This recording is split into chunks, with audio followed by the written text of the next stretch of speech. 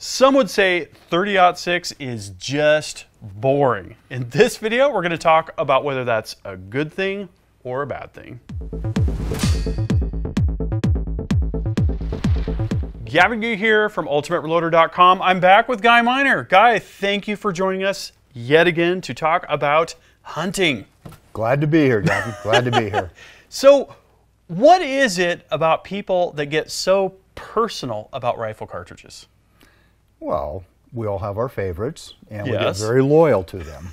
But for some people, it's almost like a cult fixation. Which cartridge you're shooting, which cartridge your rifle is chambered for. It is. People get all worked up about it. They do. And it's either too new or it's not new enough, right? Yeah. Who needs all these new rifle cartridges? Or that's just old. Only someone with white New Balance shoes would shoot that, right? Speaking of which, we're here to talk about the legendary 30-06. Yes, we are. It's not the first time we've talked about 30-06. We did a Starline brass review. We did? A while back, and that was fun. But this is an interesting story because 2016 hunting season, you used 30-06 4 different times, Yes. but all with the same load, okay? So what does that prove? Well, it proves the versatility of this platform, this rifle, and this ammunition. So why don't you tell us first about the load that you used?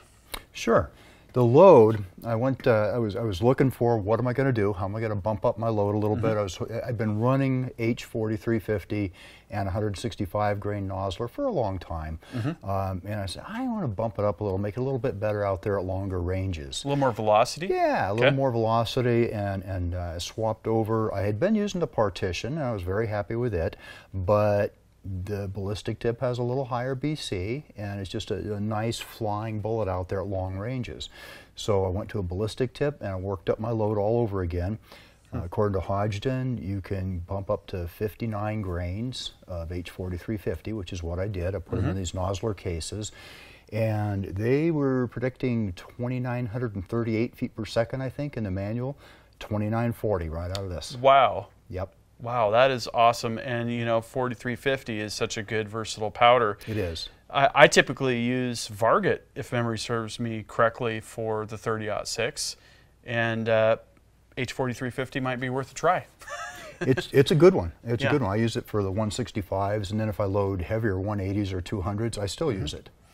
Okay, so that's the load. You've got CCI number 200 large rifle primers, the 165 ballistic tips, H4350, and Nosler cases.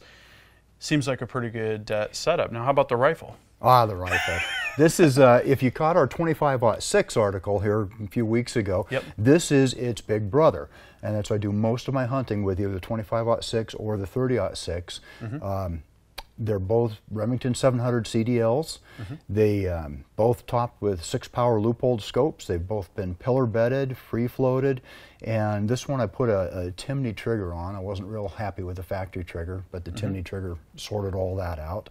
And yeah, I've used this rifle a lot. So 2 questions. The first one is, with them being twins, how do you tell them apart, and how do you not shove the wrong cartridge into the wrong rifle, right? It'd be the 25 caliber bullet in the 30 caliber chamber, or that sort of a thing? That's important because, yeah, especially when I go to Wyoming, I take both rifles and 50 rounds each. And the 25-06 has a slightly bigger scope. It's got the 6-power, but with a bigger bell on it, and it has a darker wood on it. And I'd keep those 2 rifles and their ammo separate. Nice. And whichever one I take out in the field that day, that's all that goes with me. And I just realized the real dangerous case is not where you have a bullet wobbling down a larger bore. It's really the inverse of that, right? So the 30-06 round and the 25-06. That would be disastrous. Yeah, I don't want to try that. No. Okay. Second question was, I'm very curious, the pillar bedding and the free floating, what kind of accuracy gains did you see after you had that work done? You know, just a little bit on the accuracy, but the consistency was better. It doesn't change. I put it away for a year, bring it out, it's still sighted dead on. I could shoot it in the middle of winter, it shoots great. I can shoot it in the rain, it shoots great. Yeah, it's the consistency more than the accuracy. It was accurate just the way Remington built it, but it's mo better now. Nice. Okay, next we're going to talk about one hunting season, one load, and 4 big game kill. So in 2016, you took down more big game than I've ever taken down in my whole life. It was a good season. 2016 was a real good season for me. Yeah. So which do you want to cover first here? Let's talk about the end of the season first. Okay. That's the late season Washington cow elk hunt, right there in, it wasn't too far from Wenatchee. Now that's not easy to get into, is it? No, it took me 7 years to draw a cow elk tag, which amazed me. I thought it'd be a lot easier, but it took 7 years to draw it, and I was real excited because I was going to be hunting in an area that's very familiar to me, not far from home, and that was very appealing. Awesome. Now, who did you know at the game department? Come on, come clean. Not the right person, or it wouldn't have taken 7 years to draw the tag. Yeah. So tell me what happened. So, hunted for a couple of days up in the high country and figured out, hello, there's a lot of snow up here. Guess what's not here? Elk. So it was nice. You know, I was snowshoeing all by myself, but no elk. And so it finally dawns on me, they must be down lower. And so I got on them, and there was a herd. I stalked. I had a couple of guys with me. That was kind of fun. They were giving me trash about using a 30-06 because it's not enough gun for elk. Right. And it's boring. It's boring. They love their magnums. So at any rate, I had my 30-06, had my load, and I had used that same load on bear and antelope and mule deer, and I was so impressed with it. I said, you know, it might not have been my first choice for an elk bullet, but it sure worked out good. Nice. So I run out of cover. I'm trying to stalk closer and closer to this elk herd. Run out of cover, can't get any closer. I've got open snow in between me and them, and they're not gonna stand there and let me just come up any closer. Were you wearing a blue shirt and red, white, and blue suspenders? I was pretty well camouflaged. Okay. Yeah, reasonably well camouflaged, as long as I stayed in the brush. All right. So it could have been worse. Yeah, it could have been a lot worse. And anyway, Ranger at about 340 yards, and I'm sighted in at 200 yards. Held on the top of her shoulder, top of her back, rested the rifle on a backpack, and squeezed one off, and she stumbled and fell about 20 yards down forward, and she was done.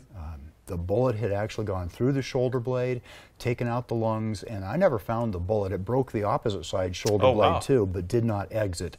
I think the bullet was probably lost when I was cleaning her. So you really did need a magnum, huh? Yeah, I needed that magnum like a hole in the head.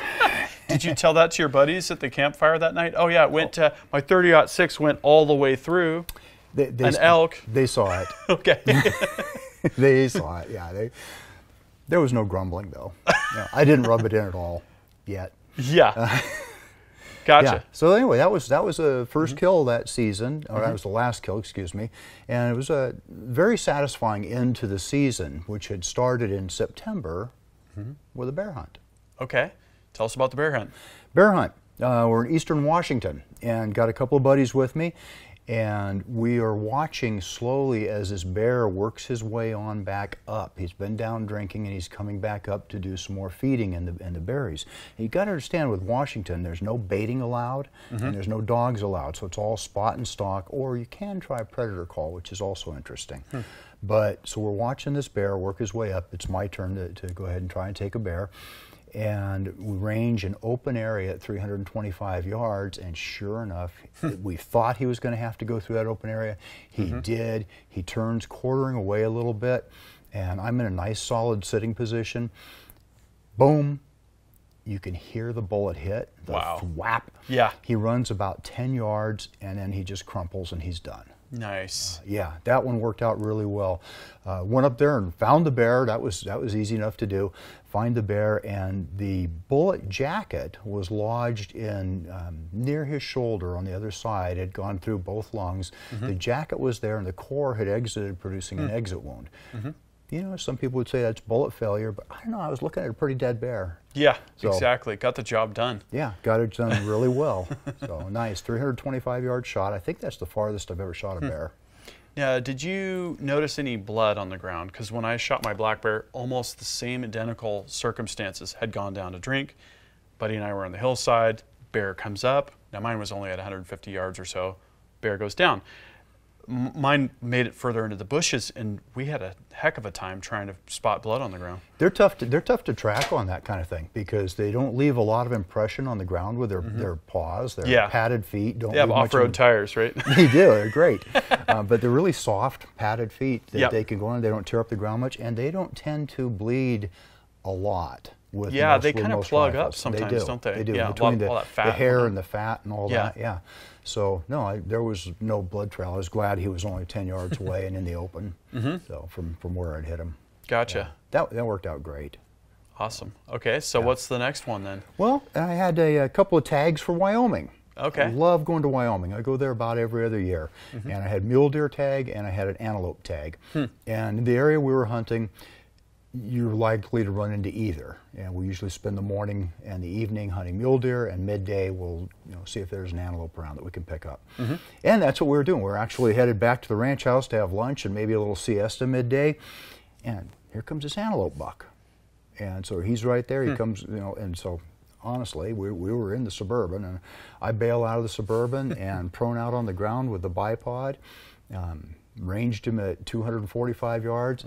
He's walking across in front of us. There's a great big hill in the background, so it's a wonderful shot opportunity. He's not the biggest pronghorn in the world, but, bird in hand. He looked good. He looked good. Good enough for me. Sometimes young big game can produce better meat too. I mean, he was delicious. Nice. Yeah. The back straps on that antelope were great. So anyway, I just put the, I'm sighted in at 200. I just put the crosshairs right on the shoulder and boom, and broke both shoulders. Of course, 0.6 is a lot of bullet for an antelope. They're not that big, 120 pounds maybe. So in and out, broke both shoulders, dropped him, dead, done.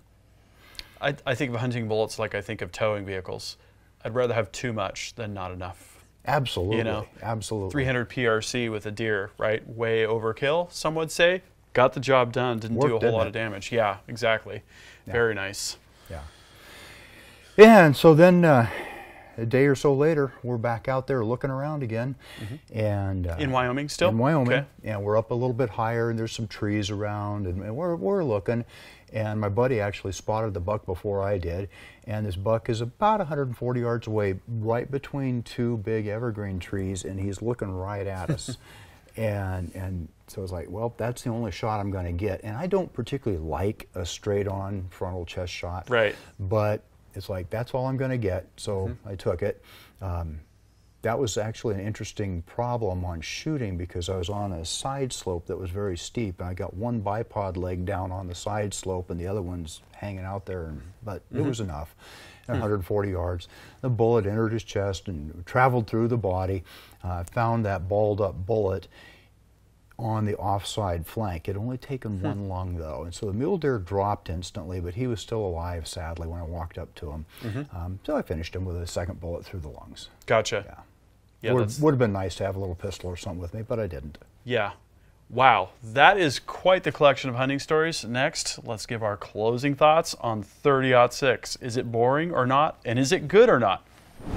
It's great, and no, it's not boring. Anything that puts meat in the pot like this thing does is not boring to me. I agree. Now, I would take the counterpoint, though, however, as well, and say that boring could be a good thing. Okay. If you think of appliance-like reliability for big game hunting, I would say 30-06 definitely fits that mold and that description. And sometimes something that always works, you could call that boring. And is that a good thing? I say yes.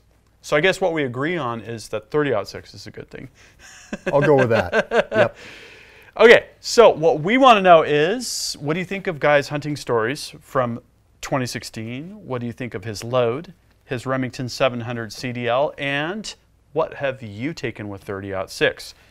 Do you prefer 30-06, or would you like to hunt with something else? Regardless of what you have to say, drop a comment and we'll start a discussion. That concludes this video, and that means it's time to wrap it up. I hope you liked this video. If you did, please give it a big thumbs up. Also, make your voice heard. If you have something to say, please drop a comment. Make sure you're subscribed with notifications because you're not going to want to miss the awesome content that is coming up. And finally, flex your reloading pride. You could look great in one of these t-shirts. We've got multiple designs at the Ultimate Reloader store. I'll see you later because I'm off to go shooting.